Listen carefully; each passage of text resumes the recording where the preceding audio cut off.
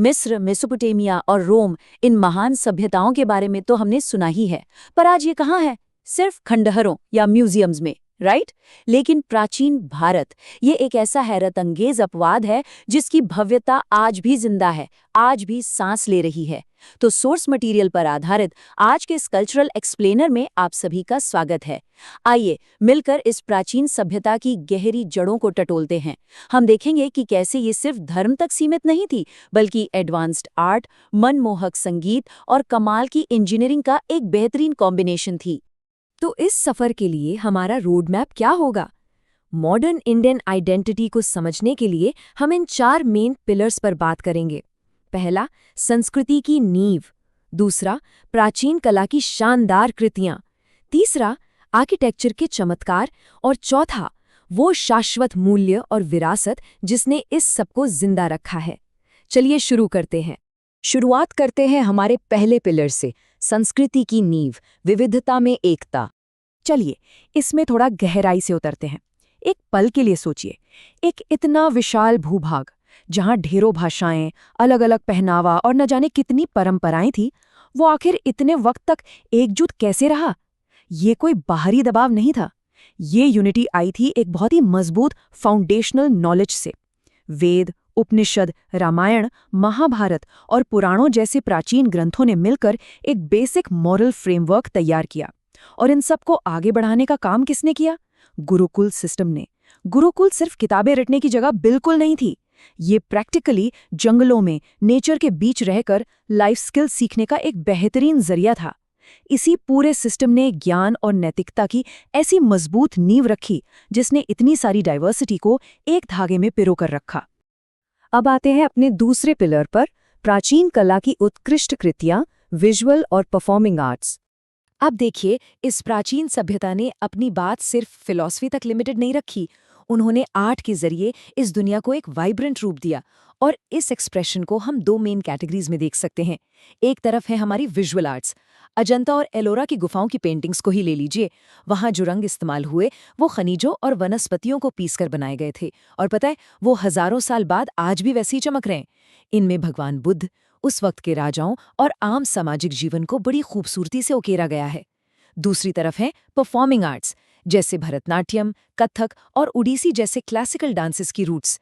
ये सिर्फ physical movements नहीं है, इनके पीछे एक बेहद कॉम्प्लेक्स मैथमेटिकल रिदम या ताल काम करती है। मतलब स्पिरिचुअलिटी और एक्यूरेट साइंस का एकदम परफेक्ट मिक्स। अब बढ़ते हैं तीसरे पिलर पर, वास्तुकला के चमत्कार, एक साम्राज्य का निर्माण।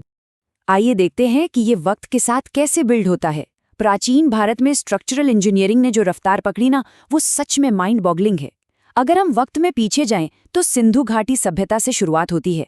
जरा सोचिए, जब दुनिया के कई हिस्सों में लोग झोपड़ियों में रह रहे थे, तब मोहनजोदारो में प्रॉपर ग्रिड सिस्टम वाले शहर थे, ग्रेट बाथ था और पक्की ईंटों के मजबूत घर थे। फिर आता है मौर्य काल, जहां एक ही पत्थर से तराशे गए विशाल अशोक स्तंभ और शानदार स्तूप बने। गुप्त काल आते आते बिना सीमेंट या गारे के पत्थरों को आपस में लॉक करके मंदिर बनाए जाने लगे। और साउथ इंडिया के चमत्कार, उनका तो क्या ही कहना। महाबलीपुरम के रथ मंदिर, खजुराहो की डिटेल्स और चोल राजवंश का विशाल बृहदेश्वर मंदिर। वैसे कहा जाता है कि बृहदेश्वर के मेन गुंबद की परछाई कभी जमीन पर नहीं पड़ती। है ना कमाल? ये वाकई एक शानदार और क्रमिक विकास था। लेकिन इन सब बेहद खूबसूरत और विशाल इमारतों को देखने के बाद एक बहुत ही गहरा सवाल उठता है। आखिर वो क्या सीक्रेट था जिसने इस सभ्यता को हजारों साल तक जिंदा रखा, जबकि दुनिया की दूसरी महान सभ्यताएं वक्त के साथ मिट गईं? महल और इमारतें तो आखिर गिर ही जाती हैं, पर कुछ तो था जो कभी नहीं गिरा। और यहीं हम आते हैं अपने आखिरी हिस्से पर, शाश्वत मूल्य और विरासत, जीवित रहने का रहस्य।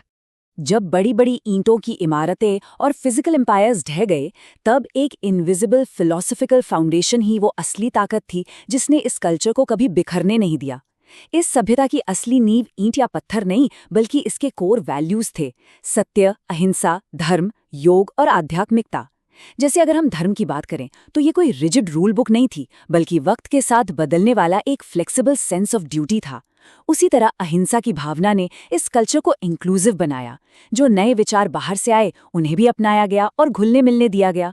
तो उन बाहरी हमलों और वक्त की मार के बावजूद इन्हीं समावेशी और मजबूत कोर वैल्यूज की वजह से ये सभ्यता आज भी दुनिया भर में पूरे सम्मान के साथ खड़ी है। और सबसे खास बात पता है क्या है? ये सब सिर्फ इतिहास की किताबों में कैद नहीं है। ये एंशिएंट रूट्स एक जीवित फाउंडेशन है जो आज की मॉडर्न इंडियन आइडेंटिटी को बहुत गहराई से शेप कर रही हैं। भारत का डेमोक्रेटिक टॉलरेंस हो या फिर ग्लोबल लेवल पर योग और आध्यात्मिकता का बढ़ता हुआ प्रभाव, ये सब उसी प्राचीन सोच का ही तो मॉडर्न एक्सटेंशन है। हमारी ये शानदार विरासत आज भी हमारे आसपास जिंदा है और हमें अपने कल्चर पर गर्व करने का मौका देती है। तो इस पूरी चर्चा को समेटते हुए मैं आपके पास एक थॉट प्रोवोकिंग सवाल छोड़कर जाना चाहता हूँ। प्राचीन अतीत की यह विरासत भविष्य की पहचान को एक्टिवली कैसे डिफाइन करती है? सोचिएगा इस बारे में। ज्ञान, कला और दर्शन का ये सफ़र कोई रुकी हुई चीज़ नहीं है, ये लगातार आगे बढ़ने वाला एक रास्ता है। आज के इस एक्सप्लेनर में मेरे साथ जुड़ने के लिए शुक्रिया। नई चीज़ें एक्सप्लोर करते रहिए और सीखते रहिए।